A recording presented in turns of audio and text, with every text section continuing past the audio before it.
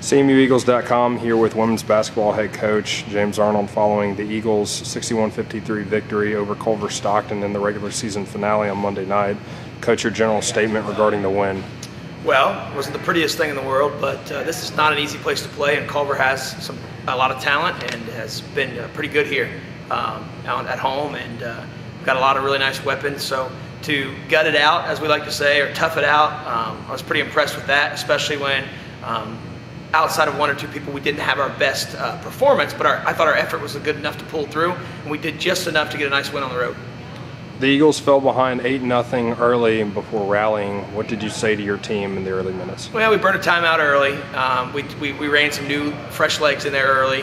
When it's senior night, and we knew that the senior night can go one of two ways a lot of times. People can be a little bit tight, but they came out with a lot of energy and took it to us right away, and we settled for some jump shots early, which we had talked about, that if the jump shot's not falling early, make sure we get it inside, get some inside looks. But they came out ready to play and took it right at us, and I thought once we calmed down a little bit and we were able to absorb that initial wave, I liked how we played much better, and it was enough we started hitting some shots and getting it inside, and that made a difference. Brooke Paulc was a catalyst for your squad in the first half. 9 of her 10 points came in the first 20 minutes. She was perfect, 3 of 3 from three-point range. What did her shooting mean to your team's offensive production? It was big because we struggle shooting the basketball. Tawanda, who's normally very steady, had some good-looking shots that went in and out. Nakia has been shooting very well from outside the arc, and those bounced around. I think Gather Cole and Nuss also struggled shooting the ball a little bit, and credit their defense for that too, taking those people away and making it tough. And on the road, shots don't fall as easy. But when Brooke can come in and make those jumpers, she's been shooting the ball really well this year, and she's progressed very well as a freshman. And at this time of the year, there are no freshmen anymore. I mean, we're 29 games plus exhibitions and practices in, and we're seeing her grow, and she's playing with better confidence and showing some maturity. And those minutes were big for us, and those baskets were big for us because it got us over the hump. It helped us relax a little bit. And I thought for the last 10 minutes, 9 minutes of this first half, we really defended much better. 8-0 runs seemed to really define this game. Culver Stockton having won the first half, your squad already leading at halftime, opening in the second half with one that really seemed to put the game out of distance. What did that run early in the second half mean to your team, and what did you say in the locker room at halftime that you think motivated your squad? Well, I think we talked about opportunity, and the opportunity was knocking. We had an ugly first half, and somehow, some way, figured out a way to get in the locker room with the lead. Thanks a large part by Brooke's threes that kept us afloat. We talked about seizing the opportunity regardless of how you feel. We've got some kids that aren't feeling great. Regardless of the tough atmosphere, this is a tough place to play. And regardless of anything, this is the final game of the year. We've got a great chance to move ourselves for positioning purposes and take advantage of it. And I thought when we came out in the second half, we wanted to get BJ more involved. All 7 of her points came in the second half. We wanted to continue to crash the offensive board. We want to get to the free throw line more, which we did a good job of getting to the free throw line. We've got to capitalize better, but at least we were able to get them in foul trouble, keep them on their heels. And when you go on an 8-0 run and extend the lead to double digits, certainly you can breathe a little bit different, and of course you can relax a little bit as opposed to pressing down double digits. Culver Stockton's Mimi Reeves, who entered Monday as the leading scorer in the HAC at just under 19 points per game, was held to just 9 on 1 of 9 shooting, 0 of 4 from three-point range.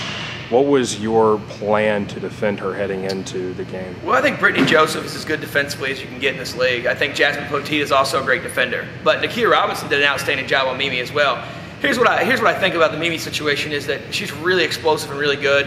Mimi had to sit out the game on Saturday, and I think having that off day maybe it was out of her routine a little bit. So I think we got a little bit of a break today because we also got fortunate. She got some really good looks that didn't drop. But I credit our kids and doing a great job defensively on her. I thought Plunkett played really well, though, and picking up some of the scoring. We've got to make sure we do a better job on her the next time around. And then, of course, I felt like we fouled a little bit too much, and we gave up some easy offensive rebounds. By virtue of the Eagles' win tonight, 8-point victory, and Baker's loss to Benedictine, the Eagles clinched the 3 seed in the final regular season standings in the upcoming tournament, second straight year. What does that mean for your team? Well, the higher you can finish, it's always good. It's always good for recruiting. It's always good for marketing. It's always good for everything like that. But, regardless of 3 or 4, regardless of whether we play Peru or Culver or Evangel or whoever, we're going to have our hands full. 23-6 is a fine season. We've done a lot of really good things during that time frame, but it doesn't matter now. We're 0-0. We've got to turn around and play Culver back-to-back, essentially. So we've got to focus up and do better than we did today. And fix some things, and of course they're going to do the same thing as well. And I don't think there's any gimmies. In 8-1, 7-2, 3-6, 4-5 is all going to be tough contest. And it's nice to get to that 3 seed for all those reasons. But it's important that we come out tomorrow and practice, watch some film, learn from it. The good news is the scout will be kind of fresh in our heads, and there's some advantages to that. As you just mentioned, the Eagles and Wildcats will face off again in 4 days in the quarterfinals of the HAC tournament. With such a short turnaround, do you think that works in your advantage or disadvantage? And what can the first 2 matchups from the regular season pose for Thursday night? It works both ways. I mean, the advantages that we are going to have are going to be the same advantages that they're going to have, in the sense that the scout's fresh. As a coaching staff, we can take some of the film we've been harboring and been watching and been cutting up and add to it from tonight.